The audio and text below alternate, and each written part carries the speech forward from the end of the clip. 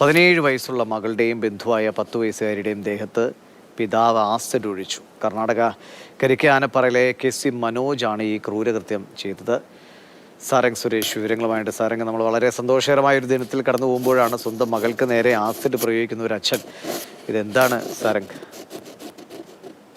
ഇന്ന് രാവിലെ 10 കൂടിയാണ് സംഭവം ഉണ്ടാകുന്നത്.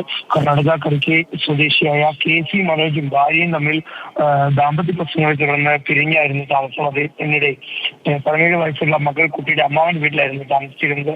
ഇതിനിടെ ഇന്ന് രാവിലെ അമ്മാവന്റെ വീട്ടിലേക്ക് അതിക്രമിച്ചെത്തിയ മനോജ് പെൺകുട്ടിക്ക് നേരെ ആസിഡ് ആക്രമണം നടത്തുകയായിരുന്നു. ഇതോടൊപ്പം തന്നെ ബന്ധുവായ 10 വയസ്സുകാരിയുടെ ദേഹത്തേക്ക് ആസിഡ് തിരക്കി വീഴുന്ന ഒരു സാഹചര്യം ഉണ്ടായി. എന്നാൽ 2 പെൺകുട്ടികൾക്കും വളരെ നിസ്സാരമായ തോതിൽ മാത്രമാണ് പരിക്കേറ്റത് എന്നതാണ് ഏറ്റവും ആശ്വാസകരമായ കാര്യം.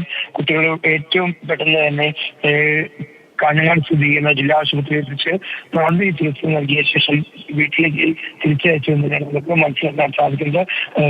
രാജപുരം പോലീസ് മനോജിന്റെ പേരിൽ കേസെടുത്ത് അന്വേഷണം ആരംഭിച്ചിട്ടുണ്ട്. അയാളെ ഇതുവരെയും പിടികൂടാൻ സാധിച്ചിട്ടില്ല. അതിർത്തി പ്രദേശമായതിനാൽ തന്നെ ഒരേ സമയം കേരളത്തിലും കർണാടകയിലും പരിശോധന നടത്താനാണ് രാജപുരം പോലീസിന്റെ തീരുമാനം.